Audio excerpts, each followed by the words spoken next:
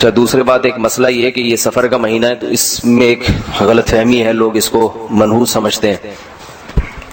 یہ بھی وہمی ہونے کی دلیل ہے انسان کے، جس چیز کے منحوس ہونے کی کوئی شریعت میں دلیل نہیں ہے، نہ کوئی اس کی سائنٹیفک دلیل ہے نہ شریعت کی۔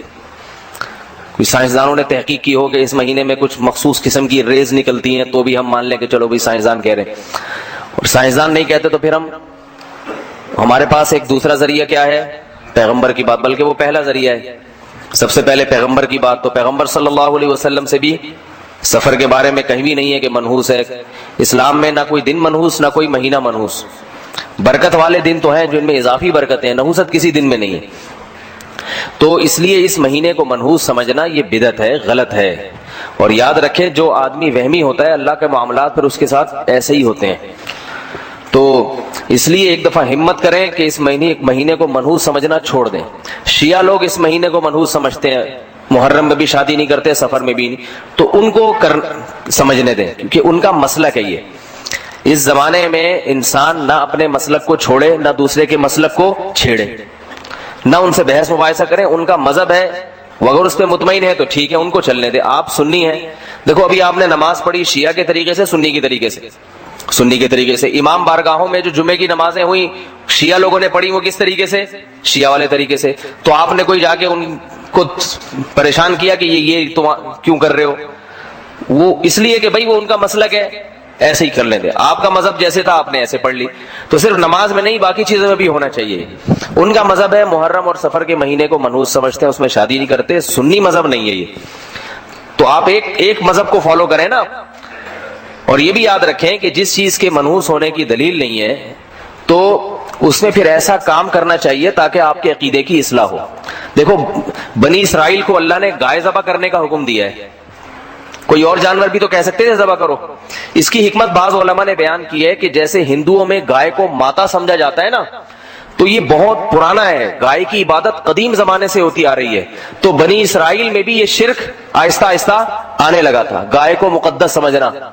اس لیے اللہ نے حکم دیا کہ صرف اتنا کافی نہیں ہے کہ گائے کو جو ہے معبود سمجھنا چھوڑ دو، اتنا کافی نہیں ہے۔ بنی اسرائیل تو حضرت موسیٰ پر ایمان لائے تھے نا، تو وہ گائے کو تھوڑی خدا سمجھتے تھے، لیکن اللہ نے کہا اتنا نہیں، اس کو اپنے ہاتھ سے گلا کاٹو، گائے کا ذبح کرو، کیونکہ جس کے دل میں ذرا سا بھی وہم ہوگا نا وہ گلا کم از کم نہیں کاٹے گا، کہیں ایسا نہ ہو گائے ماتا بد دعا دے اور میرے سارا ہی بیڑا غرق ہو جائے۔ تو اللہ نے کیا کہا؟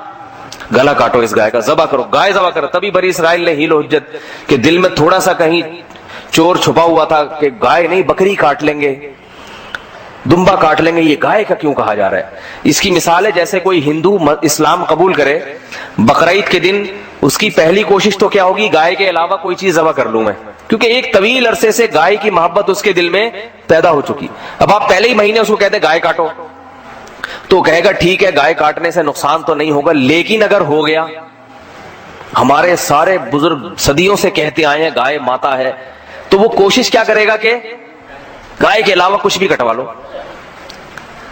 تو اس لیے اللہ نے کیا کہا بنی اسرائیل کو؟ گائے کاٹنی پڑے گی، بکری نہیں، دمبا نہیں، اونٹ نہیں، گائے کاٹو۔ تو بنی اسرائیل اسی چکر میں تھے کہ گائے کے علاوہ کچھ اور ہو جائے، تبھی سوالات کیسی گائے ہونی چاہیے، اللہ نے کٹوائی۔ تو یہ جب تک دماغ سے انسان کے فاسد عقیدہ نہیں نکلتا، جب تک کہ اس کی علاج خود نہیں کرتا، تو محرم اور سفر میں شادیاں کیا کریں، تقریبات محرم سفر میں رکھا کریں، تو اس سے آپ کے دماغ میں یہ جو خناس بھرا ہوا ہے نا کہ یہ منحوس ہے، یہ دماغ سے نکل جائے گا۔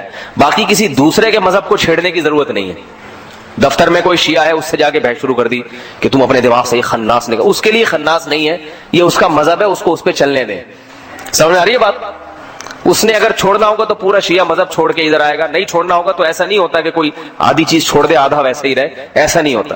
اس کو کہیں تمہیں اگر یہ سمجھ میں آتا ہے تو ٹھیک ہے، تمہاری مرضی، قیامت کے دن تم اگر سمجھتے ہو کہ اللہ کو ہم جواب دے دیں گے تو ٹھیک ہے۔ تو یہ میں بار بار بتاتا ہوں، یہ جو دور چل رہا ہے یہ اختلاف اور فتنوں کا دور ہے، اس میں کسی کو چھیڑ چھاڑ کی کوشش، کیونکہ تھوڑا سا چھیڑیں گے نا وہ بہت چھڑ جاتا ہے پھر آدمی۔ کسی کو ذرا سا آپ نے اگر یوں کر کے ابھی چھیڑ کے دیکھیں کسی نمازی کو باہر، ذرا سا چھیڑیں گے پھر دیکھیں وہ آگے سے ہاتھا پائی، تو وہ افورڈ نہیں کر پاتا آدمی۔ پھر تھوڑا بھی نہ چھیڑے، اپنے کام سے کام رکھیں۔ جو آپ سے ہدایت لینے کے لیے آ رہا ہے، جیسے آپ لوگ تو خود مجھ سے یہاں آئے ہیں نا سیکھنے کے لیے، بیان سننے کے لیے، تو میں پھر آپ کو بتا رہا ہوں، کبھی ایسا نہیں ہوتا آپ کے گھر جا کے میں نے آپ کو خود سے چھیڑا ہو، کہ یہ سفر میں شادی کیوں نہیں کر کے اتنی ربیع الاول کی ڈیٹ کیوں لی ہے بچی کی آپ نے؟ جب میں نے آپ کو بیان میں سمجھایا تھا کہ سفر منحوس نہیں ہے تو پھر ربیع الاول تک چھلانگ لگانے کی کیا ضرورت تھی؟ کبھی آیا کسی کو؟ بھائی پھر جو آپ ربیع الاول میں کریں، آپ کریں ہی نہیں سرے سے شادی، ساری زندگی کمارے رہیں، ہماری صحت پہ کوئی اثر نہیں پڑتا. صحیح ہے نا؟ تو چھیڑ چھاڑ کا زمانہ نہیں ہے. البتہ اپنے عقیدے پر کم از کم مضبوط رہیں. محرم اور سفر میں شادیاں کیا کریں. تقریبات جو بھی جائز تقریبات ہوتی ہیں محرم سفر میں، اس کو نحوست کا تصور دماغ سے نکال دیں بالکل. اور پھر اگر اللہ نہ کرے کوئی شادی ناکام ہو گئی محرم کی وجہ سے، یعنی محرم کی وجہ سے تو نہیں ہوگی، محرم میں کیا اور شادی ناکام ہو گئی اتفاق سے، تو یوں نہ کہیں کہ محرم کی وجہ سے ہوئی ہے. یہ سوچیں جس کی ربیع الاول میں ہوئی تھی اس کی کون سی کامیاب ہوئی ہے. آج کل کہاں شادیاں کامیاب ہو رہی ہیں؟ شادی کامیاب کرنے کے لیے محرم سفر کی بات نہیں ہوتی، اس کے لیے میاں بیوی میں میچنگ اور دونوں کی ماں باپ نے کیا تربیت کی ہے، کیسے، یہ ساری چیزوں کا دخل ہوتا ہے. اس کا محرم یہ سفر سے کوئی تعلق نہیں ہے. یا ایھا الذین آمنوا، اے ایمان والو، انفقوا من طیبات ما کسبتم، جو کچھ تم کماتے ہو اس میں سے پاکیزہ چیزیں خرچ کیا کرو. طیبات دیکھیں، طیب کا لفظ ہوتا ہے مرغوب، پاکیزہ. تو حلال چیز کو بھی طیب کہا جاتا ہے. وہ چیز جو نفیس ہو، جو ذرا کوالٹی وائز اچھی ہو، اس کو بھی طیب کہا جاتا ہے. تو یہاں طیب سے مراد ہے جو کوالٹی کے لحاظ سے اچھی چیز، اس کو طیب کہا جا رہا ہے. کیونکہ بعض لوگ یہ کرتے تھے، آیت کا شان نزول بتاتا ہے نا کہ اس سے کیا مراد ہے. بعض لوگ کیا کرتے تھے، جب اسلام نے صدقات و خیرات کی بہت ترغیب دی تو بعض لوگ کیا کرتے تھے، زکوٰۃ میں اور عشر میں اور یا ویسے صدقے میں جو سب سے گھر میں تھکی ہوئی چیز پڑی ہوئی ہوتی تھی نا، یہ ویسی بیکار ہے، کسی کے کام کی نہیں ہے، تو وہ لا کے صدقہ کر دیا کرتے تھے. اس پہ قرآن کی آیت نازل ہوئی کہ اے ایمان والو، جو کچھ تم کماتے ہو نا، کاروبار کرتے ہو، اس میں سے پاکیزہ چیز یعنی نفیس چیز خرچ کیا کرو. اور وَمِمَّا أَخْرَجْنَا لَكُم مِّنَ الْأَرْضِ، اور جو ہم زمین سے تمہارے لیے پیداوار اگاتے ہیں اس میں سے بھی خرچ کیا کرو. تو زمین کی جو پیداوار ہے اس میں جو خرچ ہے وہ عشر کہلاتا ہے. اور جو آپ کماتے ہیں، ارننگ ہے تجارت کے ذریعے، اس میں جو خرچ کیا جاتا ہے اس کو زکوٰۃ کہا جاتا ہے. تو اس آیت میں زکوٰۃ کا بھی حکم دیا جا رہا ہے اور اس آیت میں عشر کا بھی حکم دیا جا رہا ہے. زکوٰۃ کے احکام تو تفصیل سے میں بتا چکا ہوں، میرے اس پہ کلپ ہیں، علماء بھی بتاتے رہتے ہیں، وہ میں یہاں جاؤں گا اس کی تفصیل میں تو بہت لمبی بات ہو جائے گی. تو آپ جو کچھ بھی ارننگ آپ کی ہو رہی ہے اس میں سے خرچ کرنا چاہیے. اور بعض علماء یہ بھی کہتے ہیں اس میں کوئی اسپیسیفک زکوٰۃ یا عشر کا تذکرہ نہیں ہے، بلکہ اس میں نفلی صدقہ بھی داخل ہے. یعنی ایک ترغیب دی جا رہی ہے کہ ایمان والو، جو کچھ بھی کماتے ہو نا، چاہے تمہاری جاب ہو، تمہاری سیلری ہو، تو اللہ کی راہ میں بھی اس میں سے خرچ کیا کرو. ایک ترغیبی حکم ہے. اگر ہم اس سے زکوٰۃ مراد لیتے ہیں تو پھر واجب حکم ہے، اگر ہم زکوٰۃ مراد نہیں لیتے تو پھر ترغیبی حکم ہے. لیکن حکم کا حاصل یہ ہے کہ جو کچھ تم یعنی خرچ کس میں سے کرنا ہے اور کیا کرنا ہے، یہ دو باتیں بتائی جا رہی ہیں. کس میں سے کرنا ہے؟ جو کچھ کما رہے ہو اس میں سے. اس لیے کہ شیطان یہ دل میں ڈال سکتا ہے کہ بھئی کچھ پیسے تو انسان کو غریبی میں مل جاتے ہیں، کہیں سے ہدیہ آ گیا، ابا کا انتقال ہوا تو وراثت مل گئی، تو اس میں سے خرچ کرنا آسان ہوتا ہے کیونکہ اس میں خون پسینہ نہیں لگا ہوتا. وہ اللہ فرماتے ہیں نا نا نا نا، اس میں سے تو کرنا ہے جس مال پہ خون پسینہ لگا ہے نا، جو محنت سے کمایا ہے، چاہے جاب کے ذریعے چاہے بزنس کے ذریعے، اس میں سے بھی خرچ کرنا پڑے گا تم کو. یعنی اگر تم چاہتے ہو اللہ کی کامل رضا، اس میں سے بھی خرچ کرنا پڑے گا. اور جو زمین سے پیداوار اگتی ہے تو وہ ہم نے اگائی ہے، وہ تم نے نہیں اگائی ہے. مما اخرجنا لکم، جو ہم نے تمہارے لیے زمین سے اگائی ہے اس میں سے بھی تمہیں خرچ کرنا چاہیے. اور اس میں یہ تو یہ بتا دیا کن چیزوں میں سے. دوسری بات یہ کرنا کیا ہے، پاکیزہ مال، وہ ایسا مال جس کی طرف طبیعت مائل ہوتی ہے. ایسا نہ ہو کہ 3 دن کا گھر میں سڑا ہوا کھانا جو خود اب کھانے کا دل نہیں چاہ رہا، تو آپ نے کہا چونکہ میں ہر مہینے میرا صدقے کا معمول ہے تو یہی والی دال اٹھا کے فقیر کو پکڑا دو. تو اللہ فرماتے ہیں ایسا نہ کیا کرو. کیوں؟ وَلَا تَيَمَّمُوا الْخَبِيثَ مِنْهُ، خبیث چیز جس کی طرف انسان کی طبیعت مائل نہیں ہوتی، تو اس مال میں سے اس خبیث کا ارادہ مت کیا کرو. خبیث کا ارادہ کہ بھئی میں زکوٰۃ میں، یعنی جیسے جانوروں کی آپ زکوٰۃ نکال رہے ہیں تو اس میں جو سب سے مریل بکری تھی وہ آپ نے زکوٰۃ میں دے دی. آپ اللہ کے نام پہ جانور قربان کرنا چاہ رہے ہیں تو سب سے سڑیل اور مرا ہوا جانور جو ابھی کسی کام کا نہیں تھا وہ اٹھا کے آپ نے ذبح کر دیا.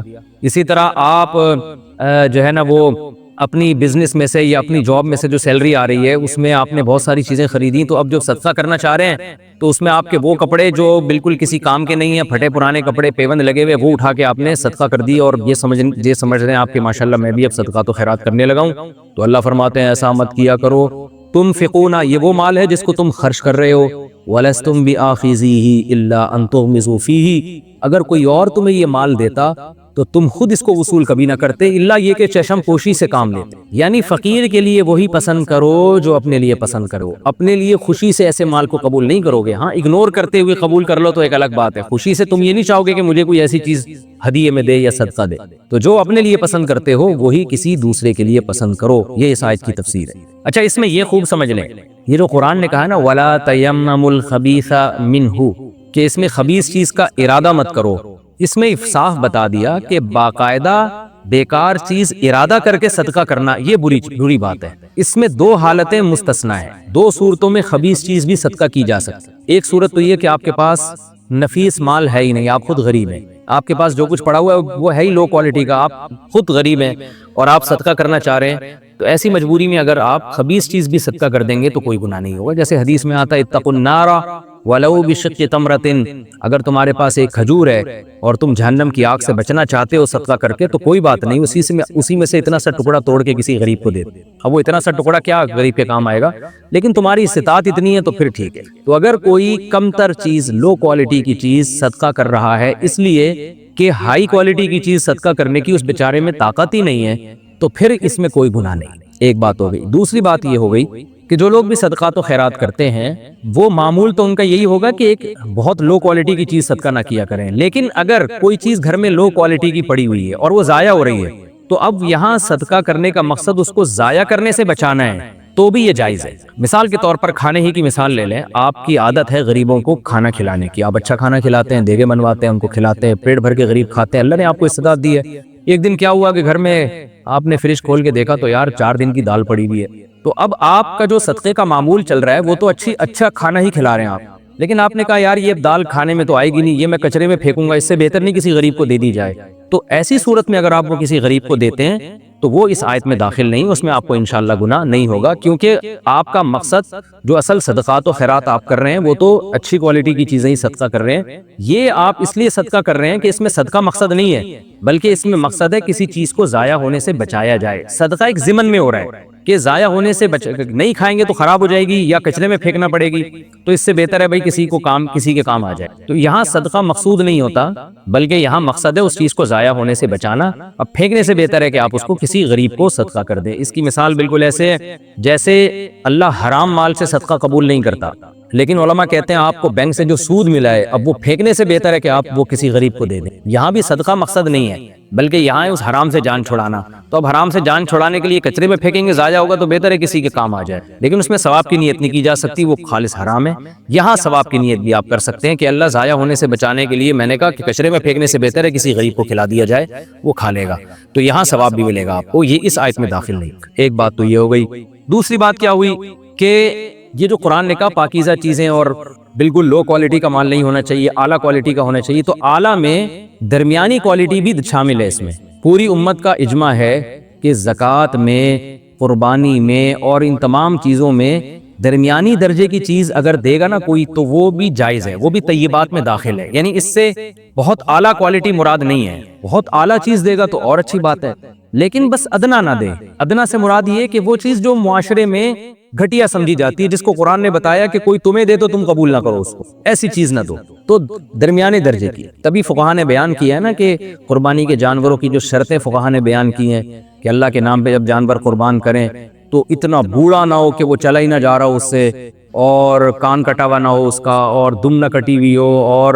بیماری نہ لگی ہوئی ہو کہ چل ہی نہ سکتا ہو, اندھا نہ ہو. تو یہ سب اسی آیت کی روشنی میں فقہاء نے شرطیں بیان کی ہیں کہ درمیانے درجے کا جانور ہونا چاہیے, یعنی عیب سے پاک ہونا چاہیے. ورنہ لوگ کیا کرتے, جتنے لگڑے لولے اندھے جانور ہیں سارے قربان کر دیتے, بقرعید کی قربانی بھی ہو جاتی اور وہ جانور بھی ٹھکانے لگ جاتے. تو وہ ایک ٹینشن ختم کرنے کے لیے قربانی کا سہارا لیا جاتا ہے, اس لیے منع کر دیا فقہاء نے. یہ جانور جو ہے درمیانے درجے کا ہوگا, اس میں یہ عیب نہیں ہوں گے. تو اسی طرح زکوٰۃ میں بھی فقہاء بیان کرتے کہ اگر جانوروں کی زکوٰۃ نکالنی ہے, کسی کے پاس بکریاں ہیں تو بکری زکوٰۃ میں دینی ہے تو درمیانی درجے کی. ایسا بھی نہ ہو کہ سب سے کم تر درجے کی جو بکری تھی وہ آپ نے زکوٰۃ میں دے دی. اونٹ کا نصاب بھی ایسا ہی ہے, گائے کا نصاب بھی ایسا ہی ہے. اور آج کل تو جو شہروں میں جو تاجر لوگ ہیں وہ جب پیسے سے زکوٰۃ دیں گے تو یہ ساری ٹینشن ویسے ہی ختم ہو جائے گی.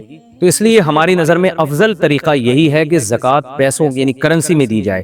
کرنسی میں پھر فقیر کو اختیار ہوتا ہے کہ وہ اپنی مرضی سے جو چاہے وہ خرید لے اسے, کیونکہ کرنسی کی ویلیو کم نہیں ہوتی. یعنی اگر 10 روپے ہیں تو اس کا مطلب 10 روپے ہے, جبکہ چیزیں جو ہے نا ان کی ایک چیز 10 کی بھی ہو سکتی ہے، 100 کی بھی ہو سکتی ہے، 5 کی بھی ہو سکتی ہے. گھٹیا کوالٹی کی ہوگی وہی 5 کی ہے، وہی چیز اچھی کوالٹی میں 100 روپے کی ہوگی. تو جو کرنسی ہے نا وہ تو اس میں یہ نہیں ہوتا کہ زیادہ قیمت کی ہے یا کم قیمت کی. اس لیے اگر کرنسی کی صورت میں آپ زکوٰۃ ادا کرتے ہیں یا صدقہ کرتے ہیں تو یہ سب سے افضل ہے. اور اگر کرنسی کے علاوہ آپ صدقہ کرنا چاہیں تو عام حالات میں بہتر تو یہ کہ سب سے اعلیٰ کوالٹی دیا کریں، نہیں تو درمیانی کوالٹی کی چیزوں کو صدقہ کرنا چاہیے. یہ ہمیں ان آیات سے پتہ چلتا ہے. اللہ نے فرمایا ان اللہ وَاعْلَمُوا ان اللہ غنی حمید، جان لو کہ اللہ غنی اور حمید ہے. اللہ مستغنی ہے. جو مالدار یعنی جب جو مالدار ہوتا ہے نا اس کو اچھی کوالٹی کی چیز دی جاتی ہے، ٹرخانے والا کام نہیں کیا جاتا. تو اللہ بھی غنی ہے. جب ہمیں کچھ دے رہے ہو تو یہ نہ سمجھو کہ ہم فقیر اور محتاج ہیں. تو گویا اللہ نے بتا دیا کہ تم جو فقیروں کو دے رہے ہو نا تو اصل میں یہ فقیروں کو نہیں دے رہے، تم اصل میں اللہ کو دے رہے ہو. حمید قابل تعریف ہے. تو جو قابل تعریف ہوتا ہے اس کو جو ہے نا اسی حساب سے دیا جاتا ہے. الشیطان یعدکم الفقر، اللہ تعالیٰ چونکہ ہماری نفسیات سے واقف ہیں. اب ہم نے تو سوچا ہوا تھا جتنے پرانے کپڑے جو جہیز کے ہماری والدہ کو ملے تھے 50 سال پہلے، ہم صدقے کا ثواب حاصل کریں گے وہ کپڑے صدقہ کر کے، اور پھر پورے سال ہم آرام سے بیٹھ جائیں گے. صدقہ بھی ہو گیا، تسلی بھی ہو گئی، اور قرآن کی آیتوں پر بھی عمل ہو گیا. اور وہ جو دادی اماں کو جہیز میں پیٹی ملی تھی جس کے تالے بھی پرانے زمانے کے ہیں، اس میں 2-4 نایاب چیزیں نکلی ہیں، وہ بھی صدقہ کر دیں گے. لیکن اللہ تو کہہ رہا ہے کہ بھائی اچھی کوالٹی کی چیزیں صدقہ کیا کرو. تو فوراً شیطان وسوسے ڈالتا ہے، اس سے تو تم غریب ہو جاؤ گے، اس سے تو تمہاری دولت ختم ہو جائے گی، اس سے تو یہ ہو جائے گا، اس سے تو وہ ہو جائے گا. تو اللہ فرماتے ہیں الشیطان یعدکم الفقر، شیطان تم سے فقر و فاقہ کا وعدہ کرتا ہے. وہ تمہیں پکا وعدہ کر رہا ہے کہ دیکھو، یعنی وعدے کا مطلب ایسی امیدیں دلاتا ہے جو یقینی ہوتی ہیں، تمہیں لگے گا کہ یقینی ہے. یعنی امیدیں دلائے گا. امید سے مراد یہ کہ تمہیں بتائے گا کہ فیوچر میں تم فقر و فاقہ کا شکار ہو جاؤ گے اگر تم نے صدقہ کیا. اور ایسے کرے گا جیسے پکے وعدے کر رہا ہے کہ دیکھنا ہوگا، یہ ایسے تمہارے دل میں وسوسے ڈالے گا. گویا پکا وعدہ کرنے والا آدمی جیسے وسوسے ڈالتا ہے نا، کہتا ہے تم نے یہ کیا تو دیکھنا ایسا ہو جائے گا، پھر نہیں کہنا کہ یہ کیوں ہو گیا. تو شیطان ایسے تمہارے دل میں خیالات ڈالے گا اور تمہیں یقین دلائے گا بھائی تم نے صدقات و خیرات کی اور اچھی کوالٹی کی چیزیں ہر صدقے میں دینا شروع کر دی نا تو تمہارا تو بیڑا غرق ہو جائے گا. اللہ فرماتے ہیں شیطان ان چیزوں کے تم سے پکے وعدے کرے گا اور تمہارے دل میں وسوسے ڈالے گا، ڈرائے گا. وَيَأْمُرُكُمْ بِالْفَحْشَاءِ، اور اس بیس پر تمہیں بے حیائی کا حکم دے گا. فحشاء اصل میں تو بے حیائی کو کہا جاتا ہے، بیہودہ کام. لیکن یہاں کنجوسی کو بے حیائی سے تعبیر کیا جا رہا ہے، اس لیے کہ بات سخاوت کی چل رہی ہے نا. تو یہاں فحشاء کا مطلب وہ بے حیائی نہیں ہے جس کو عرف میں بے حیائی کہا جاتا ہے، بلکہ یہاں بے حیائی سے مراد ہے کنجوسی. تو کنجوسی کو اللہ تعالی نے بے حیائی کے لفظ سے تعبیر کیا، اس لیے کہ بے حیائی کا برا ہونا سب کی سمجھ میں آتا ہے. کنجوسی کو ہر آدمی برا نہیں سمجھتا، بلکہ اس کو کفایت شعاری، قناعت پسندی اور فیوچر کی پلاننگ، ان خوشنما نعروں سے تعبیر کیا جاتا ہے. تو اس لیے اللہ نے فرمایا کہ شیطان تمہیں کنجوسی جیسی بے حیائی کا حکم دے گا. تو یہ گویا کہ یہ بھی بے حیائی کی طرح ہے، جیسے بے حیائی کو ہر سلیم الطبع آدمی نفرت کرتا ہے بے حیائی سے، تو ایسے ہی کنجوسی بھی اللہ کی نظر میں بے حیائی جیسی ہے. یہ بھی ہر سلیم الطبع آدمی کو اس سے نفرت ہونی چاہیے. تو شیطان تم سے فقر و فاقہ کے وعدے کر کر تم کو بے حیائی کے حکم دے گا. واللہ یعدکم مغفرہ، لیکن اللہ تم سے مغفرت کے وعدے کرتا ہے، تمہارے گناہ معاف کرے گا صدقوں کے بدلے میں. منہ اپنی طرف سے، وہ فضل اور فضل کے وعدے بھی کرتا ہے. فضل کا مطلب کرو اللہ کی راہ میں خرچ، اللہ تم پر اور فضل کرے گا، کیونکہ رزق کے خزانے اللہ کے ہاتھ میں.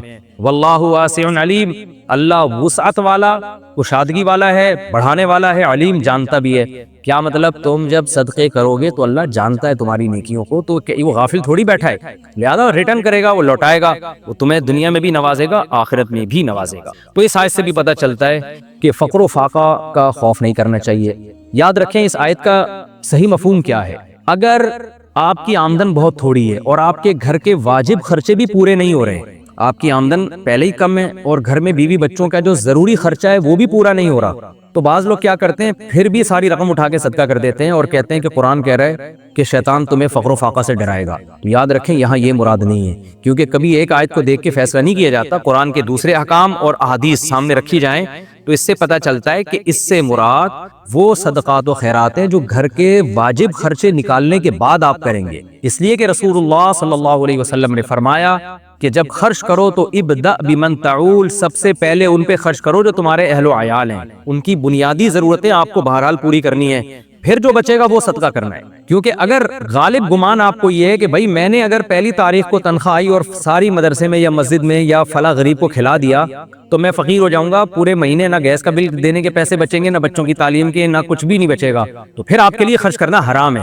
کیونکہ قرآن مجید کے الفاظ ہیں سورہ بنی اسرائیل میں کہ کیا ہے وَلَا تَجْعَلْ يَدَكَ مَغْلُولَةً إِلَىٰ عُنُقِكَ، نہ اپنے ہاتھ کو گردنوں سے باندھو، بالکل ایسے کنجوس بھی نہ بن جاؤ، وَلَا تَبْسُطْهَا كُلَّ الْبَسْطِ، اور ایسے پھینکنا بھی نہ شروع کر دو کہ تمہاری جیب میں کچھ بچے ہی نہیں اپنے واجب حقوق ادا کرنے کے لیے۔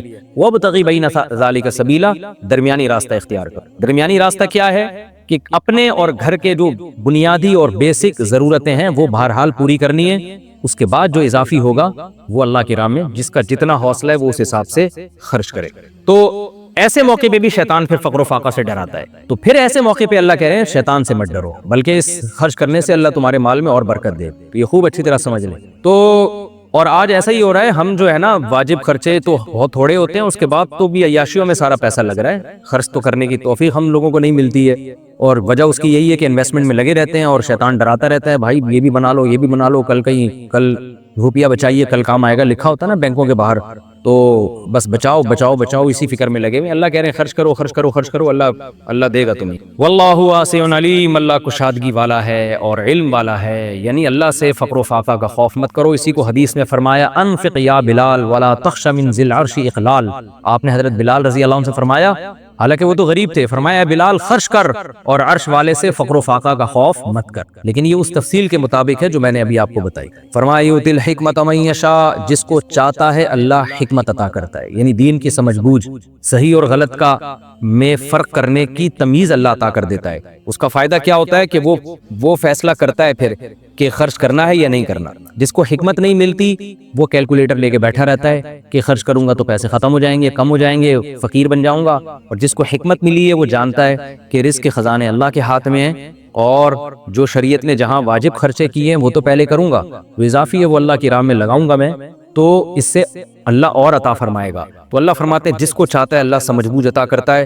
اور یاد رکھو وَمَن یُؤْتَ الْحِکْمَةَ، جس کو حکمت عطا کی گئی ہے فقد اوتی خیرا کثیرا، اسے بے پناہ خیر اللہ نے دے دی۔ تو اللہ سے حکمت کی دعا مانگنی چاہیے، اور حکمت صحیح اور غلط میں تمییز کرنے کی صلاحیت پیدا ہو جانا، یہ بہت بڑی اللہ کی نعمت ہے۔ دنیا کا سب سے بڑا مسئلہ یہی ہے، وَمَا يَذَّكَّرُ إِلَّا أُولُو الْأَلْبَابِ، اور اللہ فرماتے ہیں نصیحت صرف عقل والے ہی حاصل کرتے ہیں، احمقوں کو نصیحتیں حاصل نہیں ہوتی۔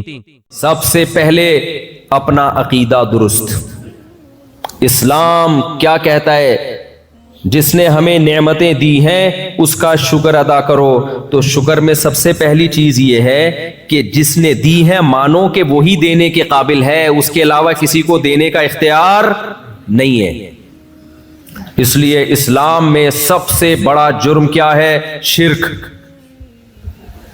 وَمَن يَدْعُ مَعَ اللَّهِ إِلَٰهًا آخَرَ، جو اللہ کے سوا کسی کو پکارے گا تو اللہ کہتے ہیں اس کا حساب کس کے ذمے ہے؟ میرے ذمے ہے، میں نہیں چھوڑوں گا اس کو۔ اس لیے ہم نعرہ صرف یا اللہ مدد، یا رسول اللہ مدد کا نعرہ بولتے کیوں نہیں لگے گا؟ یا علی مدد بولو نا، نہیں۔ ایاک نعبد و ایاک نستعین، اے اللہ ہم تیری ہی عبادت کرتے ہیں اور صرف تجھ سے مدد طلب کرتے ہیں۔ اللہ نے جب ہمیں بنایا تھا پانی سے، اس بنانے میں کوئی پیغمبر کوئی فرشتہ اللہ کے ساتھ شریک نہیں تھا۔ اللہ کہتے ہیں جب میں خود مختار ہوں، میں نے بنایا، تو ضرورتوں میں پکارو گے بھی کسے؟ صرف مجھے۔ لوگ کہتے ہیں کہ اللہ نے اپنے پیغمبر کو بھی اختیارات دے رکھے ہیں، اللہ کے دینے سے پیغمبر کے پاس بھی اختیارات آ گئے۔ اللہ قرآن میں جگہ جگہ اس شرک کی نفی کرتا ہے۔ اللہ کہتا ہے میں نے کسی کو کوئی اختیار نہیں دیا، نہ پیغمبر کو نہ کسی ولی کو۔ معجزے جو پیغمبروں سے صادر ہوتے ہیں وہ پیغمبروں سے نہیں ہوتے، وہ اصل میں کس سے ہوتے ہیں؟ اللہ سے ہوتے ہیں۔ اللہ نے کسی پیغمبر کو اختیار نہیں دیا کہ جب چاہے چاند کے 2 ٹکڑے کر دے، نہ، جب اللہ نے چاہا پیغمبر پہ وحی نازل کی کہ اے نبی آپ چاند کی طرف اشارہ کریں، میں اپنی قدرت سے چاند کے 2 ٹکڑے کر دوں گا۔ نبی نے اشارہ کیا، اللہ نے ٹکڑے کر دیے۔ تو یہ اختیار کس کے پاس ہے؟ اللہ کے پاس۔ پھر جوڑنے والا بھی کون؟ چاند کو دوبارہ اللہ۔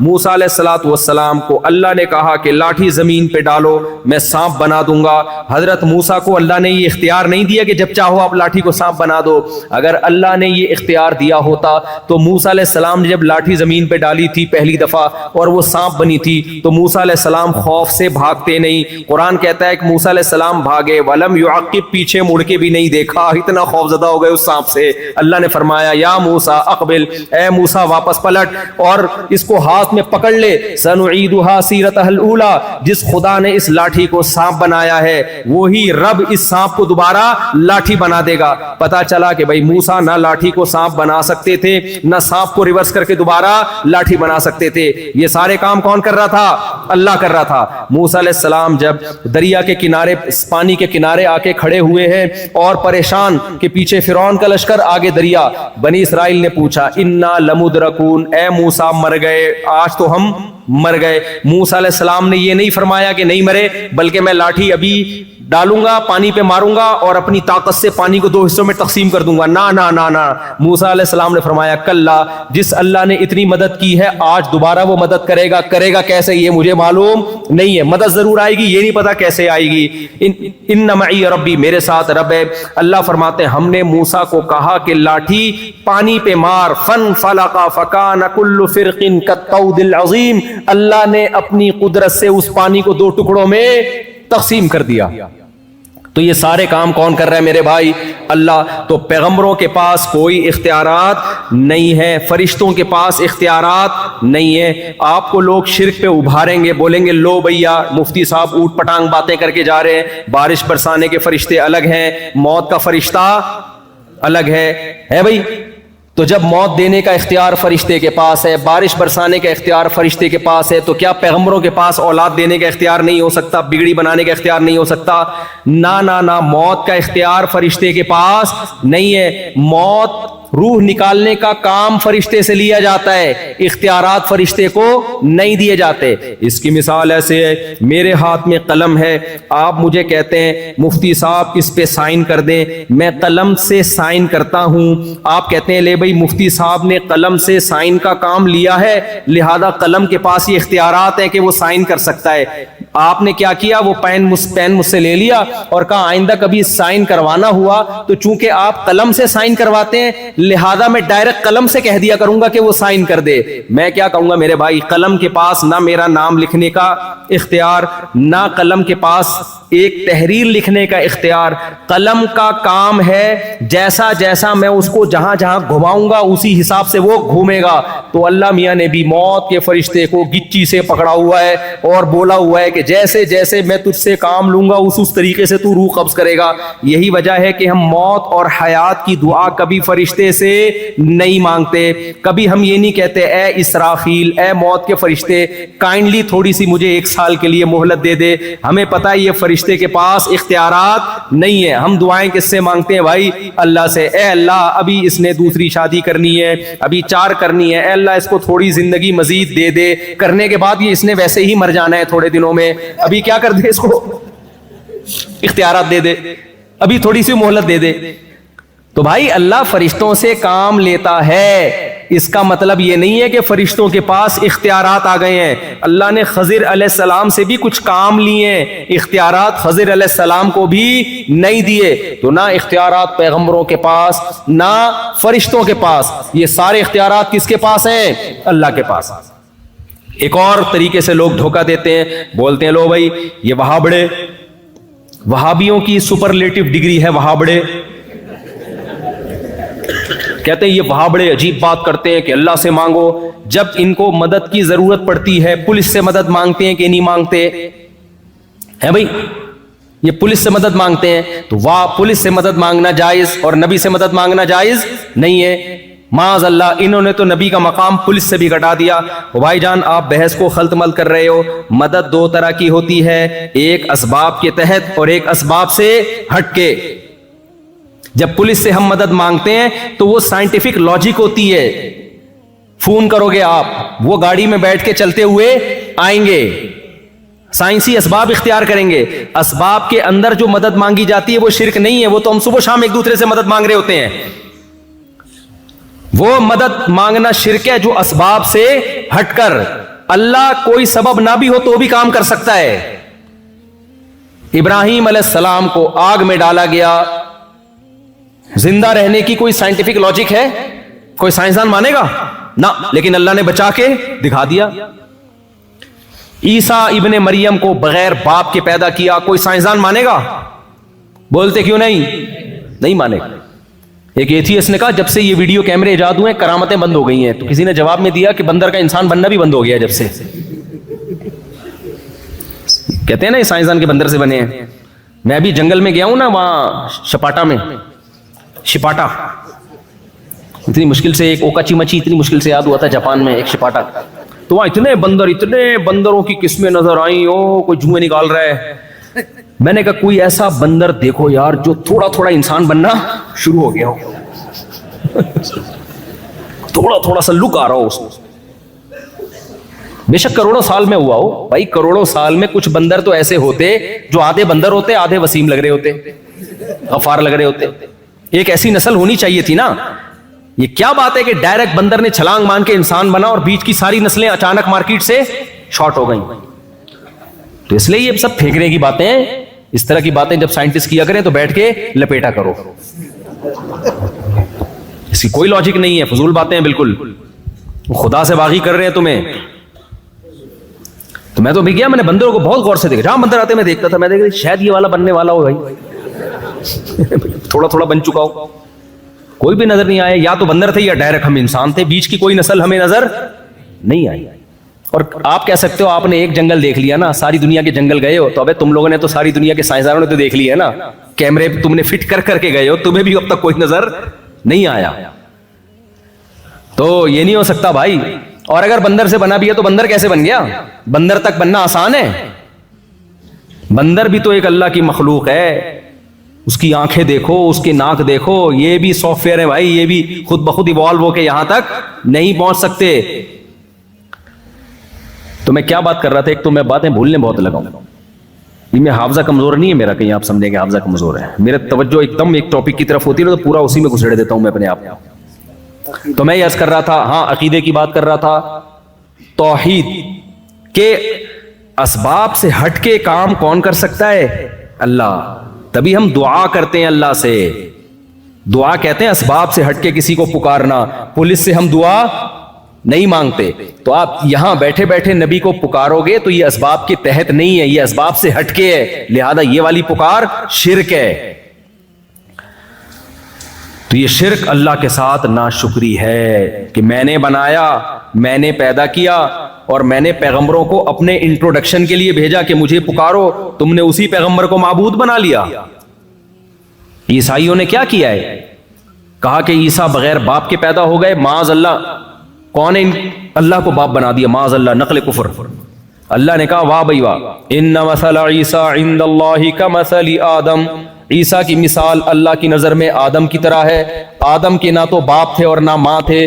تو اے عیسائیوں تمہیں کیا ہو گیا کہ آدم کو اللہ کا بیٹا نہیں کہتے, جو باپ اور ماں دونوں کے بغیر پیدا ہوئے, اور جو ماں کے ذریعے پیدا ہوا اس کو اللہ کا بیٹا کہہ رہے ہو. تو تمہیں کیا ہو گیا بھائی, کیسی عقل ہے؟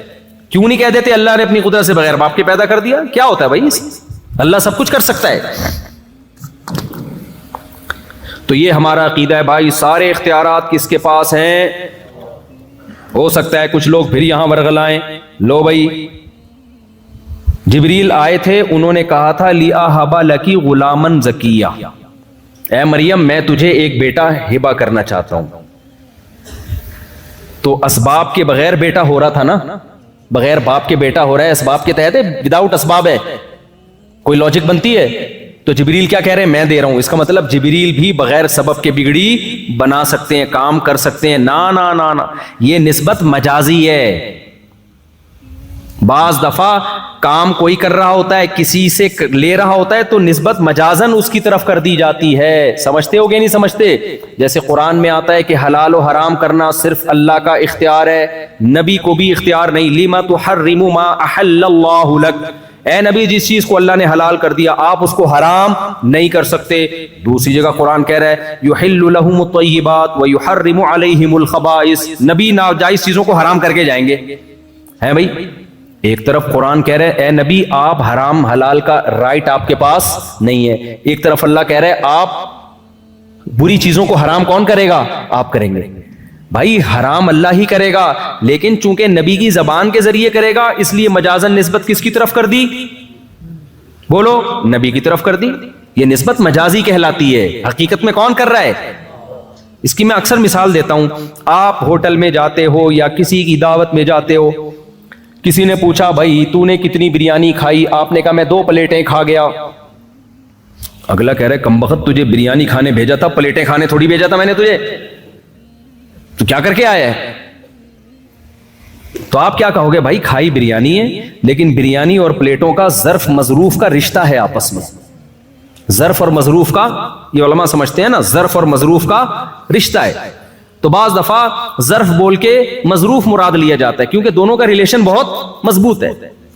اس میں حکمت یہ کوانٹٹی بتانے کے لیے کہ کتنی کھائی ہے میں نے. اگر میں بتاتا 2 بریانی کھا گیا تو تمہیں کیا پتا چلتا کوانٹٹی کتنی ہے؟ تو میں نے 2 پلیٹیں کہا, یعنی اتنی بریانی جتنی 2 پلیٹوں میں آ جاتی ہے. تو مجازی نسبت کے لیے کوئی مصلحت ہوتی ہے تو اللہ نے بھی کہا نبی حرام کر کے جائیں گے, یہ بتانے کے لیے کہ نبی کا فریضہ کیا ہے. نبی کا کام میڈیکل سائنس یا بزنس یا کاروبار نہیں ہے, نبی کا کام ہے شریعت بیان کرنا کہ کیا حلال ہے اور کیا حرام ہے. سمجھتے ہو کہ نہیں سمجھتے ہو؟ لوگ مجھ پہ اعتراض کرتے ہیں نا, یہ مولوی صاحب امریکہ, کینیڈا, جاپان کیا کرنے جا رہا ہے؟ جاپان میں اتنے بڑے بڑے سائنسدان ہیں, یہ مولوی کیا سائنسدان ہے جو وہاں جا رہا ہے؟ بھائی جاپانیوں کو سب کچھ پتا ہے, حلال و حرام کا علم جاپانیوں کے پاس نہیں ہے, یہ پیغمبروں کے پاس ہے. یہ پیغمبر کا فریضہ ہے. جب پیغمبر دنیا سے چلے گئے تو علماء پیغمبروں کے وارث ہیں. اب یہ علماء کا فریضہ ہے. تو جاپان میں اگر علماء پیدا ہوتے تو ہم وہاں جا کے یہ بیان نہ کرتے. سمجھتے ہو؟ ساری چیزیں انگریزوں کے پاس نہیں ہے. حلال و حرام کا علم کس کے پاس ہے؟ مسلمانوں کے پاس ہے, کیونکہ پیغمبروں کا علم مسلمانوں کے پاس ہے. تبھی تو انگریز کو پتہ ہی نہیں کہ سور حلال ہے کہ حرام ہے. انگریز لیگل انلیگل دیکھتا ہے, حلال و حرام ان کی ڈکشنری میں نہیں ہے. شراب حلال ہے حرام ہے, نہ, انگریز دیکھا کہ لیگل ہے کہ انلیگل ہے. صحیح ہے نا, ہم لیگل انلیگل تھوڑی دیکھتے ہیں. اگر لیگل بھی ہو شراب پھر بھی ہمارے ہاں کیا ہے؟ حرام, کیونکہ پیغمبر نے حرام قرار دے دیا ہے. یہاں تو شراب لیگل ہے. آپ لوگ پیتے ہو کیا؟ پی کے آیا ہوا ہے تو بھائی تھوڑا پیچھے چلا جائے, کوئی بھروسہ نہیں ہے کہ بازو پی کے آیا ہوا ہوتا ہے, عجیب سی باتیں کر رہا ہوتا ہے. آج ایک آدمی کو ہم نے دیکھا دوپہر کو پتہ نہیں بھاگ رہا ہے, جاگنگ کر رہا ہے بے تکے ٹائم پہ. میں نے کہا یہ کون سا جاگنگ کا ٹائم ہے, پاؤں میں چپل پہنے ہوئے ہیں, عجیب اسٹائل. تو انہوں نے کہا بازو پی کے یہ بھی ہوتا ہے.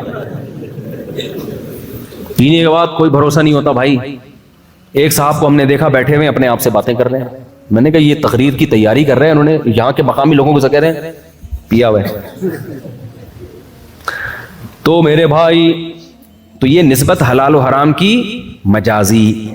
اس لیے سب اختیارات صرف اور صرف اور صرف کس کے پاس؟ اللہ کے. میں بات کو سمیٹ کے ختم کر رہا ہوں, جلدی جلدی موضوع کو مکمل کر رہا ہوں. زیمبیا میں آج میرا آخری بیان ہے, اس کے بعد مجھے پتلی گلی سے نکلنا ہے. تو دوسرا کام شکر گزاری میں اللہ کی یہ عبادت. دنیا کے ہر مذہب میں عبادت ہے یا نہیں؟ اللہ کہتے ہیں میری عبادت کرو. تو عبادت کیسے کریں؟ اللہ نے بتایا وضو کر کے 5 ٹائم بولو نماز پڑھو. پڑھو گے کہ نہیں پڑھو گے؟ مسجد میں جماعت کے ساتھ. زندگی میں 1 بار حج کرو اگر اللہ نے استطاعت دی ہے. میرے گھر کی زیارت کرو. رمضان کے روزے رکھو. یہ آپشنل نہیں ہے کہ جاب مشکل ہے, مزدور ہے, نہ بھائی. جب رمضان آیا ہر صحت مند مقیم پر رمضان کے روزے لازم ہیں. آپ یہ نہیں کہہ سکتے میری جاب بہت ڈیفیکلٹ ہے, نہ نہ. اللہ کا حکم آسان ہے, لچکدار نہیں ہے. خوب سمجھ لو, لچک نہیں ہے اس میں. جب کہہ دیا تو کہہ دیا. آج بہت ہلکا لے لیا اللہ کے حکم کو. نمازیں ایسے, میں بھی جہاز سے جب اترا, ایتھوپیا ہمارا جہاز اترا تھا, تو فجر کی نماز جو ہم جب اترا تو نماز کا ٹائم باقی تھا, تو ہم نے جلدی سے نماز پڑھی, پھر ہم آ کے بیٹھے. تو اب اس کے بعد جو فلائٹیں آ رہی ہیں, میں نے بہت سارے لوگ دیکھے آ کے مسجد میں قضا ہو گئی فجر اور نماز پڑھ رہے ہیں. میں ان سے کہہ رہا ہوں بھائی آپ نے جہاز میں کیوں نہیں پڑھی نماز؟ کہہ رہے ہیں وہ جہاز میں جگہ نہیں تھی. وہ بھائی جیسے چاہو پڑھ, یعنی اصل میں تو نماز میں بھی کھڑے ہو کر فرض, جہاز میں بھی فرض نماز کھڑے ہو کر پڑھنا لازم ہے. فرض نماز بیٹھ کر بولو نہیں ہوتی. قبلہ رخ ہونا اور کھڑے ہونا ضروری. لیکن اگر جہاز میں آپ کو کھڑے نہیں ہونے دے رہے تو پھر مجبوراً بیٹھ کے نماز پڑھو, لیکن اس کو لوٹا لو. لیکن پڑھو تو ضرور, چھوڑنے کی اجازت تھوڑی ہے. اگر نماز قضا کرنے کی اجازت ہوتی تو اللہ میدان جنگ میں قضا کرنے کی اجازت دیتا. اللہ نے فرمایا فَإِنْ خِفْتُمْ فَرِجَالًا أَوْ رُكْبَانًا, اگر تم دشمن سے لڑ رہے ہو, خوف کی حالت میں ہو, تو کھڑے ہو کر یا سوار ہو کر پڑھ لو, قضا کرنے کی اجازت نہیں. تو میں نے داڑھیوں والے ٹوپیوں والے لوگ دیکھے بھائی, کہہ رہے ہیں یار وہ ایکچولی جگہ نہیں تھی, اب پڑھ رہے ہیں. بھائی آپ کسی بھی طریقے سے پڑھتے پھر لوٹا لیتے اس کو, آپ یہ کون سا طریقہ ہے؟ تو جب نماز کا یہ حشر نمازیوں نے کر دیا ہے تو باقی حکام کا کیا ہوگا؟ تو بھائی کوئی صورت نہیں ہے نماز قضا کرنے کی, سمجھتے ہو؟ کھڑے ہو کے نہیں پڑھ سکتے, بیٹھ کے نہیں پڑھ سکتے, لیٹ کے گردن کا ہلا کے پڑھنی پڑے گی آپ کو. پانی نہیں ہے, تیمم. یہ ساری رخصتیں اللہ نے اس لیے تو دی ہے کہ وقت سے مت ٹالو. اگر نماز کو اپنے ٹائم سے ٹالنے کی اجازت ہوتی, اللہ کہتا کوئی بات نہیں, کھڑے ہو کے نہیں پڑھ سکتے, بیٹھ کے نہیں, بلکہ گھر جا کے آرام سے تسلی سے چھٹیوں میں پڑھ لینا جب فرصت ملے گی تمہیں. ابھی چھٹیاں آنے والی ہیں, تمہارے امتحان ہو گئے تو چھٹیاں آئیں گی, اسی وقت ساری لوٹا دینا اکٹھی بیٹھ کے. تو مذاق تھوڑی ہے نماز. تو عزم کرتے ہو کہ نہیں کرتے, ایسی کی تیسی کچھ بھی ہو جائے. آج کل تو ایسی بہترین ایپلیکیشن آ گئی ہیں جہازوں کے سفر میں, آپ ایپلیکیشن ڈاؤن لوڈ کرو, اس میں اپنے فلائٹ کا ٹائم اور جہاں ارائیول اور ڈپارچر کا ٹائم لکھو, وہ پورا ٹائم نماز کا کہ جہاز کس وقت کہاں ہوگا, کتنے بج کے کتنے منٹ پہ کون سی نماز کا ٹائم داخل ہو رہا ہوگا, قبلہ کدھر ہوگا. اللہ نے اتنی آسانی کر دی ہے, سمجھتے ہو؟ اور مستورات کو بھی نماز پڑھوایا کرو. بہت سے نمازی ہم نے دیکھے اپنی بیگم کے ساتھ سفر کر رہے ہیں, ابے اب کون جائے گا, وضو کرے گا, ابے چھوڑ بعد میں بیگم کا. بھائی جان ابھی آزمائش ہے کہ نماز پڑھتا ہے کہ نہیں پڑھتا. خود بھی پڑھنا ہے, اپنے گھر والوں کو بھی. ٹرین کا سفر ہو, بس کا سفر ہو, نماز نہیں معاف ہے. ان الصلاۃ کانت علی المؤمنین کتابا موقوتا, اللہ کہہ رہے نماز مومنین پر مقررہ اوقات میں فرض ہے, اس کو دائیں بائیں کرنے کی اجازت نہیں ہے. تو پڑھو گے کہ نہیں پڑھو گے؟ تیسرا کام, یہ رمضان کے روزے ہو گئے, حج ہو گیا زندگی میں ایک بار. اس کے بعد اللہ نے کچھ چیزیں ہم پہ ویسے ہی حرام کی ہیں جو اخلاقیات میں آتی ہیں, ان کا عبادت سے تعلق نہیں بلکہ اخلاقیات سے. اس میں اللہ نے فرمایا لا تقربوا الزنا, زنا کرنا تو دور کی بات, زنا کے قریب بھی مت پھٹکو. زنا کا آلٹرنیٹ اللہ نے ہمیں کیا دیا؟ بولو, نکاح دیا. غیر مسلم نکاح نہیں کرتے, زنا کرتے ہیں, اور اگر شادی کرتے بھی ہیں بہت دیر سے کرتے ہیں. ان میں کوئی اگر بالغ ہوتے ہی شادی کر لے اس کو بے وقوف سمجھا جاتا ہے. آپ عمل کر کے دکھاؤ, بولو بے وقوف تم ہو, ہم نہیں ہیں. ایک غیر انگریز سے میری بات چیت ہو رہی تھی, تو میں نے کہا ہماری سوسائٹی میں اتنی عمر میں لوگ نکاح کرتے ہیں. اس نے کہا آپ کا کلچر ہے. اب میں نے زیادہ بحث نہیں کی, بھائی کلچر نہیں ہے, ہمارا مذہب ہے. کلچر تو کہتا ہے آزادی دلاتا ہے آپ کو, تو آپ اپنے عمل سے بتاؤ بھائی جلدی نکاح کیا کرو. کوئی پوچھے کیوں, بولا ہمارے مذہب کا حکم ہے. بھائی اللہ کا حکم ہے, جب اللہ کا حکم آ جائے تو پھر آپشنل رہتا ہے وہ, ہے بھائی, پھر کوئی عقل چلتی ہے, پھر ایکچولی بات ہوتی ہے کچھ. کوئی بھی آپ کا باس ہو, آپ کو آرڈر دے یار یہ چیک ہے جا کے کیش کرا کے لو, آپ بولے ایکچولی سر ایکچولی میرے پیٹ میں درد, ایکچولی وہ بولے گا بھائی تو نے جاب کرنی ہے نہیں کرنی, نکل یہاں سے. تو اللہ کو اتنا ہلکا لے لیا بھائی. تو اللہ کہہ رہے جب جس نے نکاح کی استطاعت تو فوراً کیا کرے, وہ نکاح. اے اللہ خرچہ ہوگا بہت زیادہ, ٹینشن. اللہ نے کہا غیر مسلم کیلکولیٹر لے کے بیٹھے گا, ابھی میری اتنی تنخواہ, حالانکہ اس کی بیوی آنے کے بعد اس کا خرچہ ہو ہی نہیں رہا ہے, کم بخت کا 1 روپے دھیلا نہیں بیوی پہ خرچ کرنا, پھر بھی کیلکولیٹر لے کے بیٹھا ہوا ہے. ہم نے سارا خرچہ خود کرنا ہے, پھر بھی اللہ کہہ رہے کیلکولیٹر استعمال کرنے کی اجازت نہیں. ان یکونوا فقراء یغنیہم اللہ من فضلی, اللہ کہتے ہیں نکاح کرو اگر فقیر ہوگے اللہ اپنے فضل سے غنی کر دے گا. اللہ پہ توکل کرو. جو اللہ بچہ پیدا ہونے کے بعد ماں کی چھاتیوں میں دودھ پیدا کر دیتا ہے, تو وہ بیوی آنے کے بعد تمہارے مال میں برکت نہیں دے سکتا کیا؟ نہ نسل کو روکو نہ شادی سے روکو. غیر مسلم کہتا ہے بچے 2 ہی اچھے, ہوتے 2 بھی نہیں ہیں, لیکن بہرحال کہتا ہے کیا ہے, بچے 2 ہی اچھے. اسلام کہتا ہے نہیں بھائی, رزق کس کے ہاتھ میں ہے؟ اللہ کیا؟ اللہ کو خاندانی آدمی پسند ہے. پارکوں میں لکھا ہوتا ہے فیملی کے ساتھ آئیں, ہو سکتا ہے جنت کے دروازے پہ اللہ لکھ دے فیملی کے ساتھ آؤ. پھر کیا کرو گے؟ کیا خیال ہے بھائی؟ تو میں تو 18 کے ساتھ نکل لوں گا, میں بولوں گا اللہ اور تو ہمارے پاس کوئی امال ہی نہیں ہے. کیا خیال ہے بھائی؟ اور تو ہمارے پاس اللہ پہ توکل کرو میرے بھائی, کیلکولیٹر لے کے نہیں بیٹھے رہا کرو. تمہارے ماں باپ کا احسان ہے تم پر کہ نسل نہیں روکی, تم پیدا ہو گئے. وہ بھی روک سکتے تھے, میرا باپ بھی 2 بچوں کے بعد نسل روک سکتا تھا, تو میں تھوڑی پیدا ہوتا. میرے والد نے کس پہ توکل کیا؟ اللہ پہ. اللہ اولاد دے گا, اور قرآن کہتا ہے لا تدرون ایہم اقرب لکم نفعا. نسل مت روکو بھائی, تمہیں کیا پتا تمہاری اولاد میں کون تمہارے لیے زیادہ کام کا نکل آئے. ایک صاحب کہنے لگے اتنے بچے ہوں گے, ہو سکتا ہے کوئی بگڑا ہوا نکلے. میں نے کہا بھائی اتنے پیدا کرو کہ 2-4 اسپیئر میں بگڑنے کے لیے بھی رکھو. اگر 2 ہوئے اور وہی بگڑ گئے, تمہاری تو نسل گئی. کیا خیال ہے؟ نسل گئی تمہاری. تو غیر مسلموں بیچاروں پر ترس کی حالت ہے, انہوں نے نسل روک روک کے نا 2 بچے, پھر ان کا 2 خرچہ تو 2 پہ بھی ہوتا ہے, 1 بچہ پھر 1 بھی نہیں. بڑھاپے میں تنہائیاں کاٹ رہی ہیں, خاندان تباہ, نہ چاچے نہ مامے. جب بچے ہوتے ہیں تو پھر ان کے بچوں کے چاچے بھی ملتے ہیں, مامے بھی ملتے ہیں, خالو بھی ملتے ہیں, رشتے ملتے ہیں. یہاں کتنی خوشی ہوتی ہے جب میں آتا ہوں, یار یہ ہمارے چاچے, اتنے بڑے بڑے گھروں میں لوگ رہتے ہیں, اتنے رشتہ داری مضبوط ہے. سارا سیٹ اپ برباد ہو جائے گا اگر نسل روک لی. یہ ہمارے مذہب کا حکم ہے بھائی, ہم نے کسی فلاسفر کی اس میں نہیں سننی. بے وقوف لوگ ہیں جو تمہیں پٹیاں پڑھاتے ہیں ایکچولی تربیت نہیں ہوگی, تو ان کی اپنے بچوں کی دیکھو کیا تربیت ہو رہی ہے. علماء کے بچے اکثر خدمت گزار ہو جاتے ہیں الحمدللہ, نافرمان ہو کے بھی لبرل لوگوں کے بچوں سے پھر بھی اچھے ہوتے ہیں. اور یہ تربیت کے چکر میں نا 2 بچے وہ بھی کیا نکلتے ہیں, ایک ہی انڈا وہ بھی گندا. ہم نے دیکھا ہے گھروں کے حالات, وہ بھی تمیز سے باپ سے بات نہیں کرتے. تو مت ناروں میں آؤ. جلدی جلدی بات کو سمیٹتا ہوں میں, بھائی کیا کروں یار, بریک ہی نہیں لگ رہی. تو جلد نکاح کرنا ہے. زنا کا آلٹرنیٹ کیا ہے؟ نکاح پیغمبروں کی سنت, اور زنا بدکاروں کی, برے لوگوں کی خصلت. تیسری چیز شراب. اخلاقیات میں کیا چیز آتی ہے؟ شراب اور نشہ. اتنی بری چیز ہے نا, ایک گھونٹ شراب کا پی لیا تو 40 دن نماز کی برکت ختم. فرض تو ادا ہو جائے گا, قضا کرنے سے گناہ سے بچ جاؤ گے. نماز کا جو پورا ثواب ملنا چاہیے تھا وہ اللہ 40 دن تک چھین لیتا ہے اگر سچی توبہ نہ کی. قریب بھی مت پھٹکو شراب کے.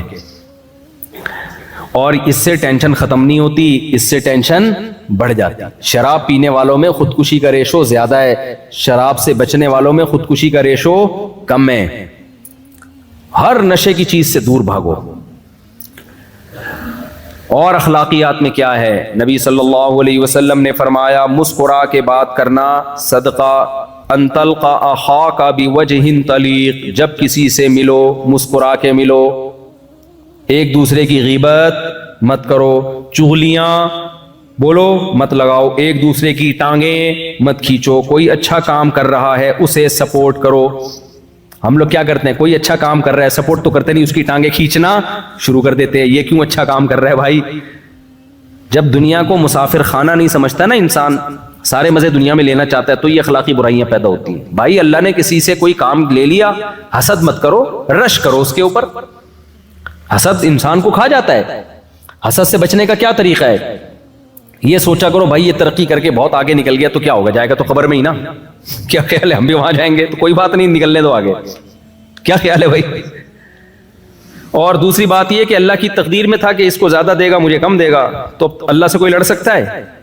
کوئی بات نہیں یار, چلو یار اس کو زیادہ مل گیا, یہ زیادہ خوبصورت ہے, یہ زیادہ صحت اچھی ہے, اس کی 4 ہو گئی ہماری نہیں ہو رہی, یار استغفر اللہ, اس کی جو ہے وہ پیسہ فلاں کے پاس زیادہ آ گیا, فلاں کو جو ہے نا کاروبار میں ترقی ہو گئی, فلاں کی عزت زیادہ ہو گئی. ہونے دو یار, چلتا ہے یار, کوئی بات نہیں, ہم اللہ کی تقدیر پہ راضی. شیطان کے ساتھ یہی تو پرابلم تھی. شیطان عبادت کرتا تھا, اس نے بولا یہ کیا مسئلہ ہو گیا یار, یہ آدم نیا نیا بنایا گیا اور اللہ کہہ رہا ہے اس کو سجدہ کرو, یہ تو پرابلم کریٹ ہو گئی نا. کیا خیال ہے بھائی؟ یہ تو معاذ اللہ نے پرابلم کریٹ کر دی ہے. میں اتنا پرانا, اور یہ دفتر میں کوئی نیا امپلائی آئے اور باس اس کو اپنے قریب کر لے, اور آپ 20 سال سے جاب کر رہے ہو, آپ کو دور رکھے, تو آپ کو غصہ آئے گا کہ نہیں آئے گا؟ تو شیطان کو بھی غصہ آیا کہ بھائی اللہ میاں نے اس کو میرے سامنے بنایا اور مجھے کہہ رہے اس کو سجدہ کرو. پڑ گیا شیطان. اب بھائی تو چھوڑ دے یار, تجھے بھی تو اللہ نے ہی بنایا ہے نا, جتنا تجھے دیا ہے تو اس پہ اللہ کا شکر ادا کر. کیا خیال ہے بھائی؟ اپنے سے کمتر کو دیکھ, اللہ تجھے گدھا بھی بنا سکتے تھے, اللہ تجھے خنزیر بنا سکتے تھے. تبھی حدیث میں آتا ہے دنیا میں ہمیشہ اپنے سے کمتر لوگوں کو دیکھا کرو. کمتر کو دیکھو گے تو شکر کی توفیق ملے گی, اپنے سے اونچوں کو دیکھو گے تو سوائے احساس کمتری کے کچھ بھی حاصل نہیں ہوگا. دوسروں کی بیویاں دیکھ دیکھ کے لوگ احساس کمتری میں جا رہے ہیں. پردہ تو آج کل ختم ہو گیا نا, ابے اس کی بیوی اتنی خوبصورت, میری والی ایسی, تو ابے بھائی تو دیکھ بہت سارے تجھ سے زیادہ ہینڈسم ہیں, ان کو بیویاں تجھ سے زیادہ بدصورت ملی ہوئی ہیں, ان کو دیکھا کر. ہمارے ایک جاننے والے کی شادی ہوئی, اتنی ٹینشن میں نا ہمارے استاد سے آ کے کہنے لگا میری دلہن مجھے بالکل پسند نہیں آ رہی ہے, میں بہت ٹینشن میں ہوں, شکل اچھی نہیں ہے, ڈپریشن میں گیا ہوا. ہمارے استاد نے کہا ایسا کر, تو نے کبھی اپنے آپ کو شیشے میں دیکھا ہے؟ کہہ رہے بہت دفعہ دیکھا. کہہ رہے آج اس نیت سے دیکھ کہ اس ڈیزائن پہ تجھے یہ مل گئی, یہ اللہ کا شکر ہے یا نہیں ہے. اپنا ڈیزائن چیک کر دوبارہ سے. واقعی اس نے شیشے میں دیکھا, کہا کہ میں اب اللہ کا شکر ادا کر رہا ہوں. آج تک اس نیت سے کبھی اس نے اپنے آپ کو دیکھا, اب کمپیئر کر کے دیکھا کہ اس سے تو پھر بھی یعنی میں زیادہ بدصورت ہوں. تو اس ڈیزائن پہ یہ بھی غنیمت ہے اللہ کی. اپنا ڈیزائن دیکھتے نہیں ہو میرے بھائی, فلمی اداکاروں کو دیکھ رہے ہیں تو اس سے نعمت کی ناقدری ہوتی ہے, انسان ٹینشن میں جاتا ہے. تو تقدیر پہ راضی رہو بھائی, جو ہے اللہ کا دیا, میں اللہ کی تقدیر پہ راضی ہوں, کوئی بات نہیں. اللہ نے اس کو زیادہ نواز دیا, زیادہ دے دیا, کوئی بات نہیں. میں نے گھر میں بورنگ کروائی تھی تو چند مزدور آئے, بڑی محنت سے بورنگ کر رہے تھے, اور ٹھیکیدار نا کرسی پہ بیٹھا ہوا چائے پہ چائے پی رہا ہے. بس وہ تو ٹھیکیدار تھا نا, اس نے ان سے کام لینا تھا. تو میں نے اس مزدور سے کہا کہ یار ٹھیکیدار کو کچھ بھی نہیں, وہ کام پیسہ زیادہ ٹھیکیدار کما رہا ہے, کام سارا تم کر رہے ہو ہے بھائی. وہ تو صرف آرڈر پکڑتا ہے, مزدوروں سے رابطہ کرتا ہے, سارا پیسہ لے گا تو ان کو ان کے کمیشن دیا, اور سارا آرام سے بیٹھ کے دودھ پتی پی رہا ہے, پان گٹکا چبا رہا ہے اور پیسے کما رہا ہے. تو میں نے مزدور سے کہا, میں نے کہا محنت تمہاری اتنی, پیسہ یہ کما رہا ہے, تمہیں غصہ نہیں آتا؟ اس مزدور نے کہا نہیں بھائی اللہ کی دین ہے یار, اللہ کسی کو اس طرح دیتا ہے, کسی کو اس طرح دیتا ہے. خوش. میں نے کہا دیکھو 2 منٹ میں اس نے مسئلہ کیا کر دیا. سارے ٹھیکیدار بن جائیں تو بورنگ کراچی میں ہوتا تو میں کہتا تمہارا باپ کرے گا پھر. بھائی اللہ کی تقسیم ہے, کسی کو اللہ نے ٹھیکیدار بنا دیا اور کسی کو اللہ نے سارے ہی ٹھیکیدار بن جائیں, تو پھر تھوڑی, پھر کون بورنگ کرے گا بیٹھ کے. تو یہ اللہ کی دین ہے میرے بھائی. یبسط الرزق لمن یشاء, جس کو چاہتا ہوں رزق کے دروازے کھول دیتا ہوں, ویقبض, جس کے چاہتا ہوں رزق کے دروازے بند کر دیتا ہوں. لیکن تسلی اللہ نے جس کے رزق کے دروازے کم کر دیے اس کو بھی دی ہے. بھائی زیادہ ٹینشن لینے کی ضرورت نہیں ہے. یہ جو اتنا کروڑ پتی بن گیا یہ بھی قبرستان میں جانے والا ہے, ٹھیک ہے نا, تو بھی کہاں جانے والا ہے, اندر جا کے دونوں کیا ہو جاؤ گے, برابر. جب قبر کھود کے دیکھی جائے تو رکشے والے کی قبر میں اور 1000 گز کے بنگلے والے کی قبر میں اندر سے کوئی فرق نہیں ہوتا. تو اس لیے اخلاقیات میں کیا ہے, ایک دوسرے سے حسد اور جیلسی بولو مت کرو, غیبتیں, چغلیاں, مخالفتیں مت کرو ایک دوسرے کی. اور اخلاقیات میں یہ تو اخلاقیات. دوسرا کیا ہے, حقوق العباد. تو اللہ کے بندوں کے حقوق میں سب سے پہلے والدین, اس کے بعد بھائی بہن, اولاد, جتنا قریبی رشتہ ہوگا اللہ نے اس کا حق اتنا زیادہ بتایا. یہ چند باتیں ہیں, 2 باتیں کر کے میں اپنے بیان کو ختم کر رہا ہوں. ایک بات یہ کہ اس ملک میں ہمیں فرقہ واریت نظر نہیں آئی, الحمدللہ. برما میں گیا کوئی فرقہ نہیں ہے, افریقہ میں آیا ہوں اب تک کی رپورٹ کے مطابق کوئی فرقہ نہیں ہے. ہوتا پتہ ہے کیا ہے, آج کل دھوکہ کیا ہو رہا ہے, کوئی نیا فرقہ بنے گا, اس سے فرق کرنے کے لیے آپ کو بھی کوئی نام دے دیا جائے گا, پھر لوگ کہیں گے دیکھو یہ نیا فرقہ بن رہا ہے, آپ کو پھر کیا کہا جائے گا, فرقہ. جیسے میں نے ابھی ایک بیان کیا کہ علماء دیوبند کوئی فرقہ نہیں ہے. جب سے اسلام آیا نا بر صغیر میں, برما میں, ہندوستان میں, افغانستان میں, ایران میں, شیعہ لوگوں کے علاوہ جو اہل سنت والجماعت کا مسلک آیا تو ہم اسی کو فالو کرتے چلے آ رہے ہیں. بہت سے نئے نئے فرقے ہندوستان میں بنے جن کی ڈیٹ آف برتھ بھی ہمیں معلوم ہے, ان سے فرق کرنے کے لیے لوگوں نے ہمیں دیوبند کا نام دے دیا. تو پھر لوگوں نے کہنا شروع کر دیا دیوبندی ایک فرقہ ہے. بھائی دیوبندی فرقہ نہیں ہے, یہ علماء بر صغیر کے, یہ تو صدیوں سے جو اسلام آیا تھا اسی کو فالو کرتے آ رہے ہیں. ان سے جو ہٹے اور نئے نئے نام دیے وہ نئے نئے فرقے بنے ہیں. سمجھ میں آ رہی ہے کہ نہیں آ رہی ہے بات؟ تو فرقہ واریت سے بچنے کا طریقہ میں آج آپ کو بتاتا ہوں. دیکھو نبی صلی اللہ علیہ وسلم نے, یہ بہت امپورٹنٹ بات ہے, اس کو گچی سے پکڑ لو, کیونکہ جہاں بھی پاکستانی جاتا ہے نا وہاں کچھ نہ کچھ نئے نئے جو اسکالر آ رہے ہیں نا یہ کچھ نہ کچھ گند کرتے ہیں. دیکھو نبی صلی اللہ علیہ وسلم نے فرمایا میری امت 73 فرقوں میں تقسیم ہوگی, ان 73 میں 72 جہنمی, ایک جنتی. وہ ایک جو جنتی ہے اس کے بارے میں نبی نے فرمایا ما انا علیہ و اصحابی, جلدی جلدی سمیٹ رہا ہوں میں, کہ جو میرے اور صحابہ کے طریقے کو فالو کرے گا. اسی وجہ سے علماء نے اس جنتی فرقے کا نام رکھا اہل سنت والجماعت. سنت سے مراد نبی اور جماعت سے مراد صحابہ. جو بھی نبی اور صحابہ کے طریقے سے ہٹ کے قرآن کو ایکسپلین کرے گا وہ کس میں جائے گا؟ جہنم میں. وہ ان 72 میں داخل ہوگا جو جہنمی ہے. یہ جو چاروں امام ہیں نا, امام ابو حنیفہ, امام مالک, امام احمد, امام شافعی رحمہم اللہ تعالی, ان کی اصل بنیاد قرآن, سنت اور صحابہ ہیں. یہ کبھی اجماع صحابہ کے خلاف بولو نہیں جاتے. تبھی چاروں امام 3 طلاقوں کو 3 کہتے ہیں. وجہ کیا ہے کہ صحابہ سارے کے سارے 3 طلاقوں کو اکٹھی 3 طلاقوں کو 3 مانتے تھے. یہ صحابہ کے اجماع کے خلاف نہیں جاتے تھے یہ لوگ. ہاں کچھ مسائل میں ان میں اختلاف ہوا, اس اختلاف کی وجہ سے وہ جہنمی فرقوں میں نہیں آ جاتے. اس کی دلیل بھی حدیث سے ثابت ہے. نبی صلی اللہ علیہ وسلم نے صحابہ کو بھیجا کہ تم میں کوئی عصر کی نماز نہ پڑھے جب تک بنو قریظہ نہ پہنچ جاؤ. جلدی جلدی حدیث بیان کر رہا ہوں. صحابہ گئے, عصر کی نماز قضا ہونے لگی. اب بعض نے کہا بھائی نبی کا مقصد یہ تھوڑی تھا کہ نماز قضا کر دی جائے, تو اس لیے ہم نماز پڑھیں گے. قرآن نے حکم دیا ہے عصر کی نماز کی حفاظت کرو, درمیانی نماز کی حفاظت کرو. بعض نے کہا بھائی نبی کی بات کا مطلب یہ نہیں تھا لہذا ہم نماز پڑھیں گے. بعض نے کہا بھائی مطلب تھا یا نہیں تھا, نبی کا حکم یہ کہ نہیں پڑھنی تو ہم نہیں پڑھیں گے. اب حدیث کی تشریح میں اختلاف ہوا کہ نہیں ہوا؟ دونوں کے پاس دلیل ہے. ایک قرآن سے دلیل لے رہا ہے, ایک حدیث سے دلیل لے رہا ہے. دلیل کس کے پاس ہے؟ دونوں کے پاس. نبی نے دونوں کو ملامت بولو نہیں کی. کوئی یہ کہہ سکتا ہے یہ 2 الگ الگ فرقے تھے, ایک کہتا ہے نماز پڑھنی چاہیے, دوسرا کہتا ہے نماز نہیں پڑھنی چاہیے. بھائی یہ فرقے نہیں تھے, یہ مکتبہ فکر تھے. رائے کا اختلاف تھا قرآن و سنت کو سمجھنے میں. اس اختلاف کی بیس پہ کوئی رائے وجود میں آئے تو اس رائے کو فرقہ نہیں کہا جا سکتا. یہ جو امام ابو حنیفہ, امام مالک, امام شافعی, امام احمد بن حنبل, انہوں نے قرآن و سنت پہ ریسرچ کی ہے تو بہت سارے مسائل میں ان کا اتفاق ہو گیا.